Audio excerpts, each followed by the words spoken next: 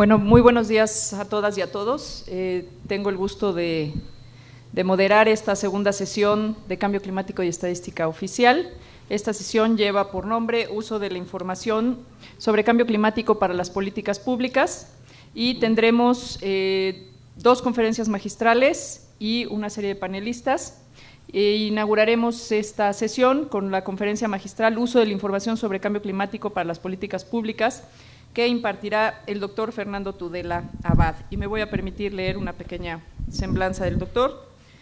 Él nació en Sevilla y es egresado de la Escuela Técnica Superior de Arquitectura de Madrid y Sevilla, en donde recibió el Premio Nacional Fin de Carrera. Se doctoró en Arquitectura por la Universidad de Sevilla, obteniendo el Premio Extraordinario de Doctorado. En el ámbito académico, aparte de investigador en el Politécnico de Portsmouth y en la School of Environmental Studies University College de Londres, se ha desempeñado como profesor de la Universidad Iberoamericana de la Ciudad de México y como profesor investigador en la UAM Xochimilco, en la cual se le otorgó el premio a la investigación del primer concurso cuatrienal, y en el Colegio de México, tanto en el Centro de Estudios Demográficos y Desarrollo Urbano, desempeñándose como director del Programa de Estudios Avanzados en Desarrollo Sustentable y Medio Ambiente, como en el Programa de Investigadores Asociados, siendo director del Programa de Estudios Avanzados en Desarrollo Sustentable y Medio Ambiente e incluso director académico del programa LEED. A nivel internacional, ha sido oficial del Programa de las Naciones Unidas para los Asentamientos Humanos y consultor de diversas agencias de Naciones Unidas. También ha laborado en el sector privado y 5 años en el sector público como coordinador de asesores de la Secretaría de Medio Ambiente, Recursos Naturales y Pesca, la otrora Semarnap, además de presidente del Comité Intersecretarial de Cambio Climático. Actualmente es subsecretario de Planeación y Política Ambiental en la Semarnat y autor de múltiples libros sobre desarrollo y medio ambiente. Doctor, bienvenido a esta su casa. Muchas gracias. Muchas gracias. Yo voy a probar si funciona por aquí. Pues muy buenos días a todos. Sí se oye aquí. Muy buenos días a todos. Un agradecimiento a la UNAM y al PUMA, Programa Universitario de Medio Ambiente, y al INEGI por esta espléndida oportunidad que están proveyéndonos ayer y hoy para discutir el uso de la información sobre cambio climático y su interacción con la definición de políticas públicas. Voy a ir un poco rápido, no me voy a detener mucho en ninguna de las diapositivas que quiero pasar. No sé si…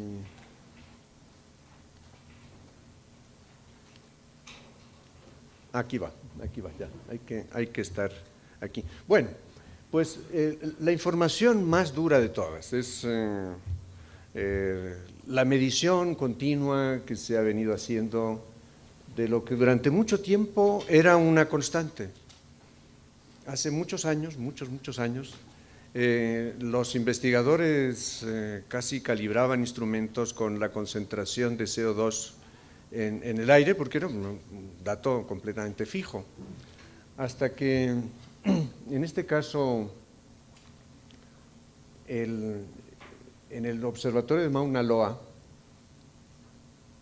por insistencia de un profesor ya fallecido, Charles Keeling, el hijo sigue haciendo esto además, en el año 58, el año geofísico internacional, él se empeñó en medir, lo cual parecía un absurdo, medir la concentración de CO2 me parecía absurdo en ese momento. ¿Quién quiere estar midiendo mes con mes una constante, caray, no? Bueno, la constante resultó que hace… Perdón, ya… tiene sus mañas esto, pero yo creo que voy a ir por aquí mejor. La constante resultó que es esta curva que ven aquí, con su zigzag estacional, porque finalmente el equilibrio de masas de vegetación del hemisferio norte al hemisferio sur es muy desigual. Entonces, esto simplemente es vegetación decidua, ¿no? Está la vegetación cargada al hemisferio norte, por tanto, la estacionalidad de esa vegetación genera estos altibajos, pero lo que es dramático es esta línea continua que no se detiene por el hecho de que los 192 países que suscribieron y ratificaron la convención lo hayan hecho. Aquí pues la atmósfera no se enteró. Luego en el 97 negociamos el protocolo de Kioto, entró en vigor en el 2005, la atmósfera sigue sin enterarse. Este es el dato más duro que tenemos del hecho del cambio climático. Y estoy refiriéndome solo al CO2, pero desde luego aquí tienen lo que pasa con otros gases. Esta es la misma curva anterior de CO2. En el metano también, de hecho el incremento del metano fue espectacular. Luego aparentemente entró en una especie de plató. El óxido nitroso es el tercer gas, y el hexafluoruro de azufre, uno de los más poderosos, afortunadamente muy escasos gases artificiales, producto del ingenio humano, que contribuye también al cambio climático. Hace unos días la Organización Meteorológica Mundial publicó su último boletín, y esto es una especie de resumen. La concentración mundial es en promedio en el 2008 385, hubiera tenido que ser 280 si la humanidad no hubiera estado jugando con su propia atmósfera. Es decir, tenemos 100 partes por millón más de lo normal para el periodo de glaciación, interglaciación en el que nos encontramos, ¿no? El incremento desde el tiempo preindustrial es casi un 40%, y lo peor de todo es ese crecimiento permanente que prácticamente en los últimos 10 años ha implicado agregarle 2 partes por millón por año a este factor. Y esto nos lleva a una situación pues prácticamente insostenible, y nos lleva a toda esa dinámica, secuencia de negociaciones que, bueno, pues ustedes lo habrán visto en la prensa, nos llevan a la convocatoria de Copenhague dentro de unos días. Bueno, quiere decir que esta información no la discute nadie. Esta es una información dura, medible, reportable, verificable, contrastable, y no hay manera podrán tener todo el escepticismo que quieran algunos sectores todavía respecto a la realidad del cambio climático, pero lo que no podemos negar es que la atmósfera se está cargando cada vez más de gases de efecto invernadero, y que esos gases de efecto invernadero solo pueden producir un efecto global de calentamiento, no hay más. Podemos discutir la intensidad, la velocidad, incluso la causa, si quieren, la causalidad, pero la información ha sido absolutamente contundente y nadie la niega. El IPCC, hacia el año 2001 publicado, empezó a construir escenarios. Un escenario, como ustedes saben, no es una predicción, es simplemente un cálculo de consistencia, de qué pasaría si ocurre tal cosa, ¿no? ¿Cuál sería la reacción consistente de un subsistema respecto a otro?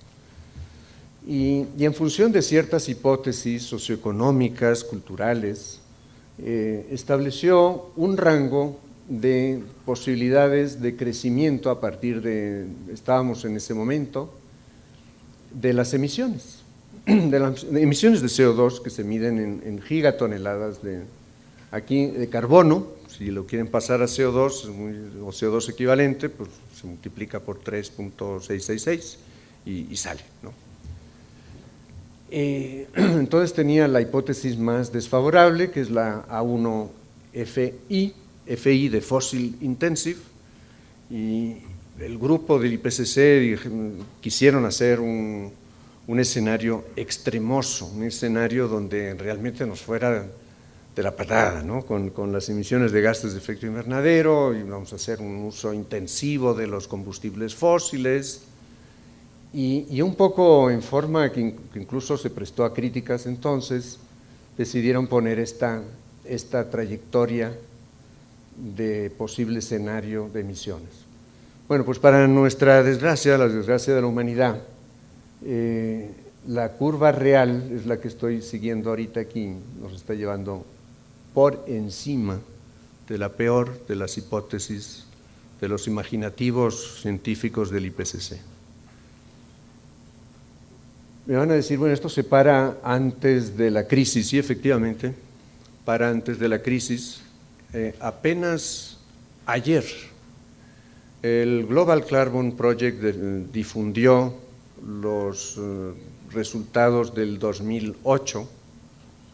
El Global Carbon Project es una iniciativa multinacional, científica, se la recomiendo mucho. Ustedes entran en internet, ponen Global Carbon Project y van a tener la información más actualizada, muy visual, de cómo se está moviendo el carbono en la atmósfera a partir de mediciones y cálculos. Ellos no tienen todavía el dato, pero están previendo que a partir de la crisis, el siguiente va a caer como por aquí, coincidiendo más o menos con el A1B. Pero esto también sabemos que la crisis es de quita y pon. La crisis es muy maléfica para los seres humanos, muy beneficiosa para la atmósfera, pero los efectos de la crisis son pasajeros. Ya lo hemos visto en otras crisis. En 2 o 3 años más se reponen las emisiones, se reanuda la dinámica, y de hecho esta dinámica que ustedes ven aquí tan ajena a la perspectiva que se podía imaginar en el IPCC en el año 2001, esto tiene nombre y apellidos. Esto se llama China. China inaugurando una carboeléctrica por semana, por lo menos. En algunas semanas inauguraron 2 carboeléctricas. Y la India no canta mal rancheras en cuanto a carboeléctricas, están acelerando el paso. Y también, para desgracia nuestra, del clima sobre todo, la economía china y la tendencia a construir carboeléctricas no se ha detenido por la crisis. Entonces, el abatimiento de la actividad económica, que tendría que reflejarse en las emisiones de forma instantánea, no se va a reflejar en la misma medida, porque a China le está yendo muy bien en la crisis, está saliendo muy rápido y no está sintiendo grandes implicaciones. Bueno, pues, ¿de qué se trata cambio climático y políticas públicas? Pues si no hacemos nada, habría una línea base creciente, aunque no lineal, porque finalmente las tecnologías son cada vez mejores, cada vez más limpias. Y la única manera de apostarle a que el incremento de temperaturas promedio de la superficie del planeta no pase de 2 grados, que según muchos científicos implicarían, es el umbral que daría origen a cambios irreversibles en muchos sistemas. Pues para tener apenas un 50% de posibilidades de no rebasar los 2 grados, o sea, no la garantía, nosotros tendríamos que adoptar una trayectoria de estabilización de concentraciones de 450. Sí quiero ser enfático porque muchas veces en los documentos, incluso a veces oficiales, lo vi apenas hace unos días en un documento de cambio climático del Fondo de Naciones Unidas para la Población, hacen referencia a la necesidad de estabilizar las emisiones. Esto es inexacto, incorrecto, erróneo. No se va a resolver el cambio climático estabilizando las emisiones. Si estabilizamos las emisiones, las concentraciones van a seguir creciendo. La única manera de resolver el problema es estabilizar no las emisiones, sino las concentraciones. Y para estabilizar las concentraciones, las emisiones tienen que ir de bajada. Tan sencillo como eso.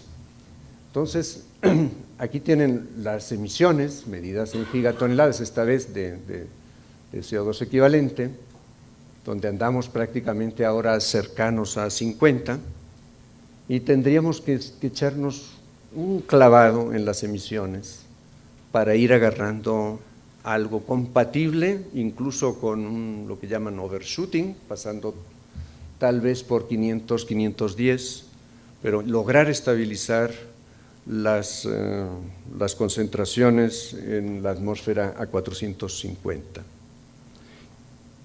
Y estoy hablando de CO2 equivalentes, es decir, de todos los gases juntos, calculados con sus equivalencias del IPCC, su poder de calentamiento. Es decir, que la concentración del puro CO2 tendría que estabilizarse a un nivel muy, muy próximo al que ya tenemos. Esa es un poco la tragedia. Las emisiones mundiales tendrían que estar prácticamente hacia el 2015 alcanzando su pico y de ahí para abajo.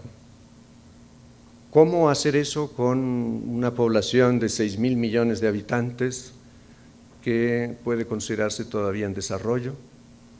¿Cómo hacer eso con una población humana donde pues 1.000 millones aproximadamente lo tienen todo, tienen sistemas de acceso a energía abundante y otros 6.000 todavía se encuentran con carencias impresionantes? Ese es el tamaño del desafío. Me voy mucho más rápido. ¿Qué tipo de información nos ayuda en la definición de estrategias y políticas públicas a nivel internacional? Pues para empezar a entender lo que estamos emitiendo, en cuánto somos, porque claro que hay un deseo de equidad, es decir, ningún ser humano tiene derecho a usar la atmósfera más que otros. Entonces, muchos países, entre ellos el nuestro, ha dicho que tiene que haber una convergencia de emisiones per cápita, que no hay ningún país que por destino manifiesto diga, pues yo emito, por ejemplo, 5 veces más que México y porque tengo derecho.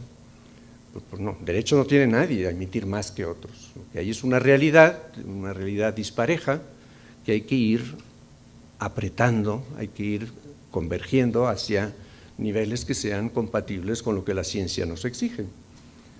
Entonces, bueno, pues ahí tienen a México como emisiones totales. Esto está un poquito desactualizado. En este año China ya pasó a Estados Unidos en sus emisiones totales.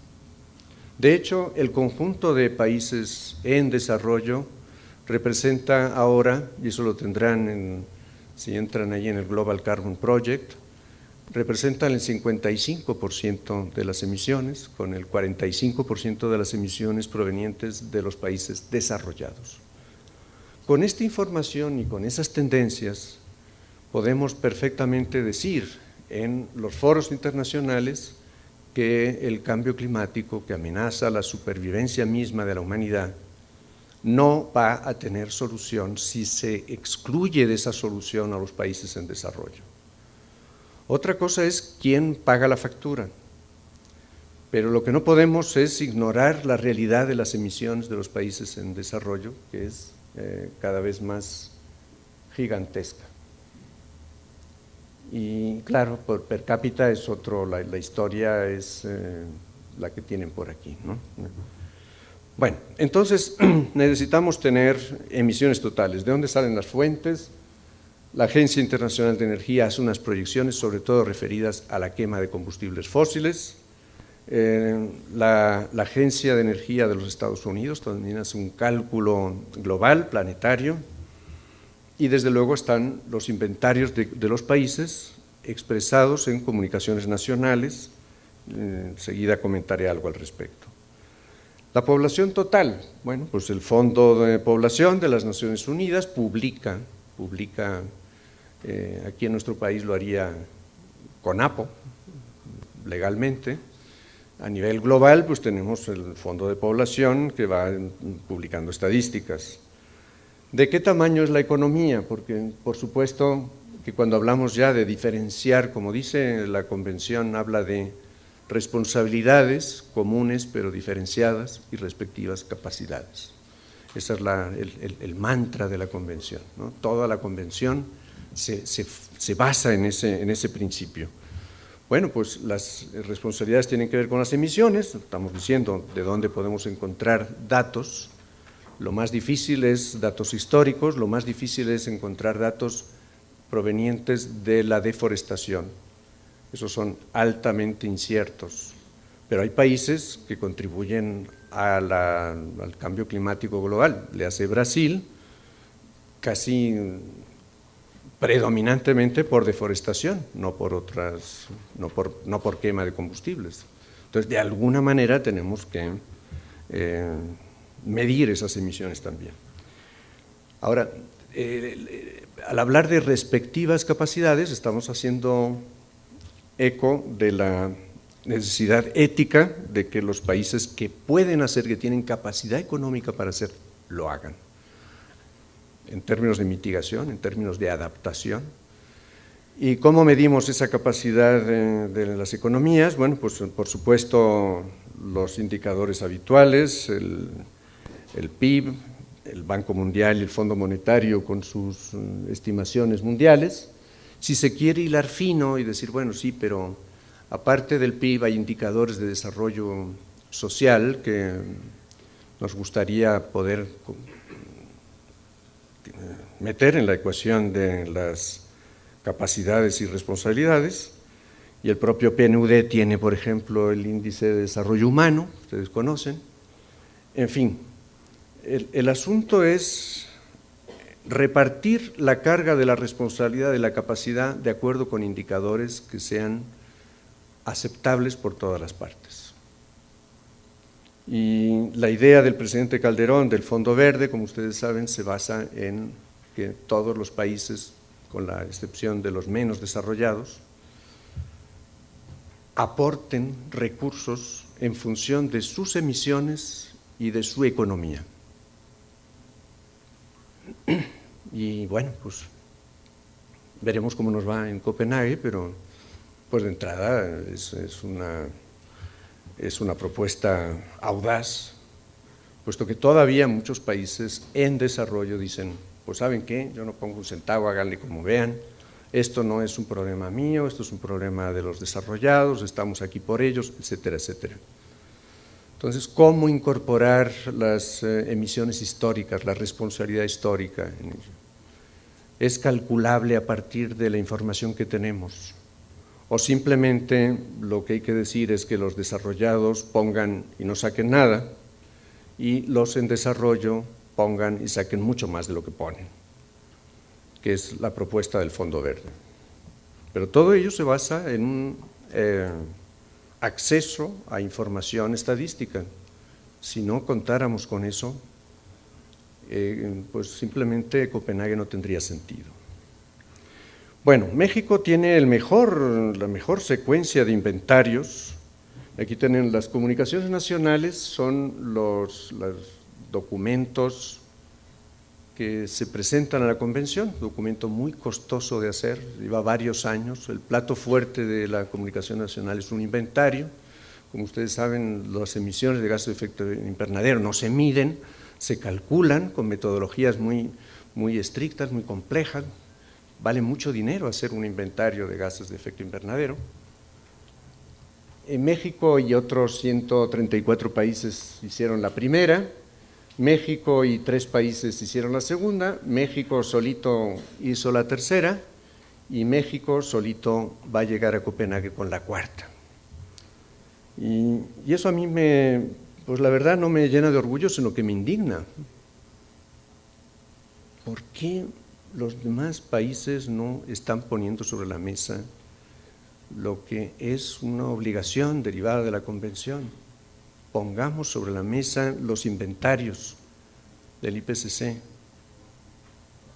De hecho, cualquier arreglo de Copenhague se va a basar en romper digamos, el monopolio de México en la secuencia de comunicaciones nacionales. Si no hay una medición continua, incluso mejor que la que piden ahora las comunicaciones nacionales, lo que salga de Copenhague no va a tener ningún sentido. Pues ahí tenemos un poco el gallo gallina de la información y de la política. Sin información no se puede hacer política, pero una vez que tengamos política sin información que le dé seguimiento, no vamos a poder avanzar, no vamos a poder saber si el compromiso asumido por el país X o Y se llevó realmente a la práctica o no. Entonces, insisto, esto para mí es una pena que sea México el único país que lo hace, porque además, yo sé que es muy laborioso, me van a decir a mí, sacar dinero del GEF, por ejemplo, para hacer las comunicaciones nacionales, pero en principio y en teoría, todos los países tienen acceso a recursos para poder hacer su comunicación nacional. ¿Y qué ha pasado? Pues que a muchos simplemente no se les ha dado la gana de hacerlo. Bueno, aquí tienen un poco la secuencia de las emisiones mexicanas. Este es el último corte del 2006 que aparece en la comunicación, de la cuarta comunicación, donde ven, por ejemplo, que el 60% de las emisiones, aquí están en millones de dióxido de carbono equivalente, corresponden al sector de energía.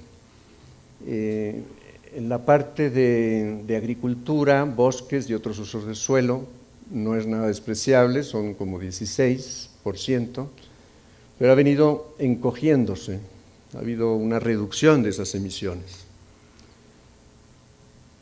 El desechos es enorme, es decir, pocos países tienen tantas emisiones por desechos, y tiene que ver con los rellenos sanitarios mal gestionados, que emiten metano en cantidades industriales. Tiene que ver también con otro tipo de desechos, en particular el tratamiento de aguas residuales, tratamiento anaeróbico que también produce metano. En eso no tenemos mucho de qué enorgullecernos.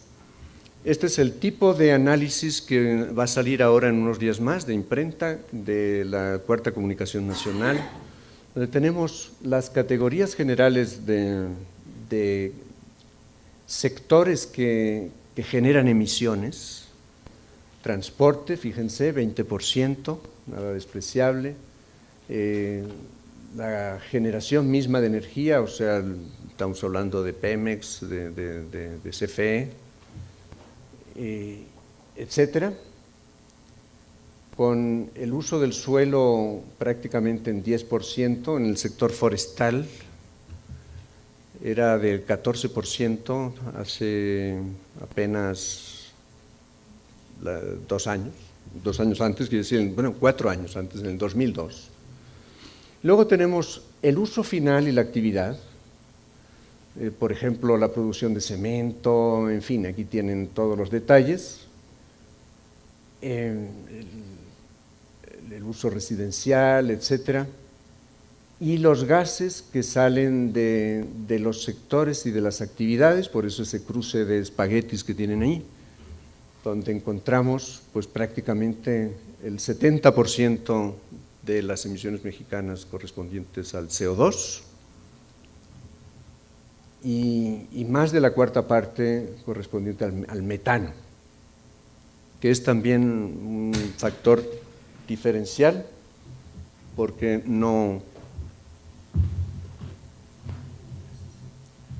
hay muchos países que tengan esos datos tan fuertes sobre metano. Y tenemos que hacer un esfuerzo especial en México para abatir las emisiones de metano. Los demás son esos gases industriales, perfluorocarbonos, el HFC, los hidrofluorocarbonos, el hexafluoruro de azufre, etcétera, ¿no? Bueno, ahí tenemos el tamaño del desafío. Gracias a esta información nosotros podemos hacer políticas públicas. Consiste en adelgazar los espaguetis. En vez de tener fettuccinis, tener capelli d'angelo. Entonces, ¿cómo adelgazamos esto? Este es el cuadro de control. Resolver el cambio climático en México es poner a dieta todo esto. Y definir líneas de base, es decir, ¿qué pasa cuando nosotros proyectaríamos, si no hacemos más de lo que estamos haciendo, qué ocurriría con nuestras emisiones? Esto es bien importante porque lo que se logre tenemos que medirlo contra algo. Yo no sé si, por ejemplo, medimos dentro de 10 años o simplemente en el 2012 al concluir esta administración, cuáles son las emisiones de México. Si no tenemos un referente, pues no sabemos si hemos hecho un esfuerzo real, verdadero, o simplemente pues ahí la hemos ido llevando, ¿no? Entonces, para eso hace falta construir esas líneas de base que nos permiten anticipar qué sería lo que ocurriría si no hacemos lo que pensamos que vamos a hacer. Y esto tiene implicaciones internacionales. En el caso, por ejemplo, aquí tienen ejercicios que se están haciendo ahorita con McKinsey, donde yo todavía tengo muchas dudas respecto a si la línea de base del sector transporte vaya a crecer como en esta proyección se plantea, ¿no? Pero en todo caso, en el 2030, pues podríamos pensar cuál sería el conjunto de emisiones que nos harían pasar de los 700 actuales, aprox, a cerca de 1000. Y esto espero que sea pura hipótesis, porque lo que veremos ahora en el PEC indica que nos tenemos que apartar de eso con urgencia si queremos ser parte de la solución. Otro instrumento de planeación es, bueno, ¿cuánto nos cuesta? ¿Y cuánto nos cuesta hacer qué? ¿Y qué logramos hacer haciendo qué cosa? En términos de mitigación. Es decir, ¿qué podemos reducir de emisiones si hacemos o adoptamos tal medida? Entonces, lo que tenemos aquí son curvas donde aquí tenemos costos desde 0 para abajo o para arriba. Para abajo quiere decir son costos negativos. Si hacemos bien los cálculos, es un buen negocio hacerlo. Y por arriba pues son costos positivos, quiere decir efectivamente hacerlo, esa mitigación cuesta. Y aquí en las abscisas tenemos el abatimiento potencial, es decir, si hacemos esto, ¿qué tanta mitigación logramos? ¿Qué tanta reducción de emisiones logramos? Bueno, pues ahí tenemos muchos ejemplos, pero digamos, cualquiera de ellos, la geotermia aquí, ¿no? Por ejemplo, bueno, pues el potencial de mitigación de la geotermia es esto, con un ligero costo negativo. Y esto varía todo el tiempo porque depende del nivel de desarrollo económico y depende de cosas bien concretas como pueden ser el precio del petróleo. Si el precio del petróleo sube como tiene las fluctuaciones bárbaras que hemos visto en los últimos años, pues los cálculos estos se quedan inmediatamente trasnochados. Porque una cosa que puede ser un buen negocio con un precio del petróleo muy alto, en cuanto el petróleo se cae, pues ya deja de ser buen negocio y dejan de ser, ¿no? Pero yo quería también plantear que si algunas veces se ha propuesto que este tipo de curvas de costos incrementales sea base para la política, como decir, bueno, pues miren, todo esto lo van a hacer los países de motu propio y sin que nadie los ayude porque es un buen negocio. Esta parte en todo caso, pues entrenle a los créditos Y ahora sí, reserven su pase de charola internacional para lo que tiene un costo positivo. Bueno, pues no es tan sencillo, porque si hacemos la curva de costos según McKinsey sale esta, según el Banco Mundial sale esta, con distintos posicionamientos de distintas actividades. Consultamos a algún experto como Gabriel y nos sale esto. Entonces,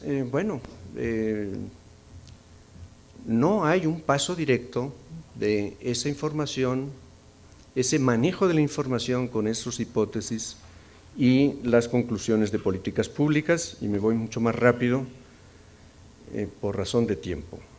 México tiene también el mejor conjunto de estudios de costos económicos del cambio climático, y en buena medida esto se lo debemos a la Universidad Nacional Autónoma, con el doctor Luis Miguel Galindo, que hizo tan buen trabajo que nos lo pirateó la CEPAL y ahora está en Santiago de Chile haciendo lo mismo, pero con Chile, con Brasil, con otros países. Según las tasas de descuento, lo que tenemos es el costo de la inacción. Esto es apenas un flashazo de un librote que el equipo de Galindo hizo con un cálculo súper minucioso de lo que le puede costar el cambio climático a México. Y ven ustedes que el costo de la inacción con tasas de descuento bajas nos llegaría a representar en México a mediados de siglo cerca del 12% del PIB. Es decir, el tamaño de una crisis monumental. Hablando de adaptación, necesitamos también información. Esto podría sacarse muy fácil de las curvas de elevación de INEGI. Y simplemente, bueno, pues uno de los efectos del cambio climático es la subida del nivel del mar. Por cierto, ahí yo creo que metimos la pata en el PEC, en el Programa Especial de Cambio Climático, porque nos fuimos con una estimación de elevación del nivel del mar muy dentro del rango publicado por el IPCC apenas hace 3-4 años. En su cuarto informe de evaluación dijimos que habría que prepararse para 40 centímetros de aquí a fin de siglo. Bueno, pues en los últimos 4 años se está descubriendo que la elevación del nivel del mar tiene un potencial mucho mayor y que la dinámica que se está empezando a medir es mucho mayor, porque finalmente el IPCC estaba calculando sobre todo el derretimiento y también la elevación por dilatación térmica, pero no estaba calculando deslizamientos, la dinámica del hielo, que es particularmente notable en Groenlandia y en la Antártica. El hielo de Groenlandia tiene el potencial de hacer subir el nivel del mar en el planeta Tierra entre 6 y 7 metros. De ese tamaño es el problema. Entonces ahí tenemos, pues bueno, ¿qué pasa con 2 metros? ¿Qué pasa con 5 metros? No se asusten, todavía INEGI no está revisando su mapa, esto va para largo, pero necesitamos tener una previsión. Yo diría en este momento, con ojos cerrados, subiría digamos la predicción, si se quiere decir así, del PEC de 40 por lo menos a 60 centímetros. Con lo cual, pues las implicaciones para tierras bajas, Ciudad del Carmen, etcétera, pues serán notables. Otro tema es el incremento de la actividad de los huracanes. Más calor implica más energía, implica no más huracanes, pero sí quizá más intensos. Y ahí pues tenemos un poco dónde han entrado en tierra los ojos de los distintos sistemas ciclónicos en los últimos años. Algunos son de triste memoria. Acuérdense de Gilberto, y perdón, bueno, pues hay nombres, tengo muy buenos amigos Gilbertos, pero este es un mal recuerdo. Paulina, en fin, son todo recuerdos bastante imborrables para algunos de nosotros, ¿no? En términos de oportunidades de desarrollo perdidas, vidas perdidas en México. Necesitamos prepararnos para mayor intensidad de estos fenómenos. El estudio de Galindo, que les recomiendo, ya salió, lo tienen en la Semarnat, lo podemos conseguir en una versión sintética en español y en inglés, pero la versión gordota sale ahora a fin de año. Dice que para México el mayor impacto económico del cambio climático va a ser la gestión de recursos hídricos.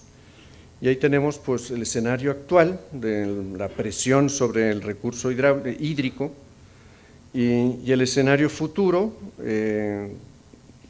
con cambio climático, donde tenemos que simplemente de aquí al 2030 la disponibilidad de agua puede reducirse en un 10% con cambio climático. Otro tipo de información que están sacando, por ejemplo, Conavio, pues, qué puede ocurrir con la distribución de ecosistemas y de especies. Allí nada más hago referencia al perrito de la pradera que se encuentra por aquí. Bueno, pues fíjense, en 2080 el área de distribución del perrito de la pradera se reduce en forma notable. El PEC no lo comento porque ustedes lo tienen y lo conocen, tiene una visión de largo plazo, tiene una meta aspiracional, tiene una meta al 2012 unilateral de reducción de emisiones de 50 millones de toneladas, distribuidas como lo ven allí en la lámina. Y otra vez, hay que verificar que lo que dice el PEC se esté efectivamente llevando a cabo. Y hay que verificar que lo que se haga al calor del PEC efectivamente tenga los efectos de mitigación que se anticipaban al hacer el PEC. Y esto es lo que la lámina más comprensiva del PEC, ¿no? Hacia el 2050 tendríamos que estar por aquí, tendríamos que estar en una reducción del 50% respecto a nuestras emisiones del 2000, como 340 millones, que en una línea de base que estamos revisando, porque esta está realmente castigada, realmente conservadora, pero eso implicaría una reducción del 70%, 20% en el 2020. Esto es lo que vamos a lograr si se hace el PEC con todas sus implicaciones, en forma unilateral sin ayuda. Lo que está diciendo México es: ni piensen que podemos seguir por aquí si no hay un arreglo internacional equitativo que nos ayude. Necesitamos financiamiento y necesitamos tecnología. De manera que esto es aspiracional, es lo que podemos hacer en México si nos ayudan. Y para eso está Copenhague. Si Copenhague no funciona, o si México después, el año próximo, no funciona, no tenemos un tratado, no tenemos apoyo, pues lo más probable es que esta trayectoria pues se transforme en algo como esto que estoy describiendo aquí. Me acabé el tiempo, pero hay un montón de temas que tenemos que tratar ahí con nuestros amigos de INEGI y ojalá con todo el apoyo de la UNAM, aspectos del cambio climático que requieren una información específica. Estamos trabajando en ello, análisis de riesgos, modelos, impactos en los ecosistemas, etcétera, impactos socioeconómicos. Por eso la posible propuesta para INEGI es tener dentro del Comité Técnico Especializado de Atmósfera y Clima, tendría que tener un inventario nacional que ojalá pudiéramos colocarlo por ley como una obligación de hacer cada 3 años un inventario, ¿verdad? Las redes de estaciones climatológicas, la información de vulnerabilidad y riesgos, y posiblemente valga la pena pensar en un sistema de información propio de cambio climático, dado el nivel de prioridad que tiene el tema tanto a nivel nacional como internacional. En todo caso, esa Información, las siglas ya se han vuelto como, casi un neologismo en la jerga de las negociaciones. Se habla de información emarviable, medible, reportable y verificable. Los medidores, reportadores y verificadores se van a transformar en una nueva profesión. Todo el sistema internacional se basa en estos conceptos de medición, reporte y verificación. Está generándose una nueva profesión, digamos, ¿no? Bueno, pues tenemos muchísimo de dónde partir, afortunadamente, y sabemos un poco por dónde seguirle. Esperemos que con los acuerdos de cooperación con la academia y intragobierno, con INEGI de apoyo permanente, lo podamos hacer. Pues muchísimas gracias por su paciencia.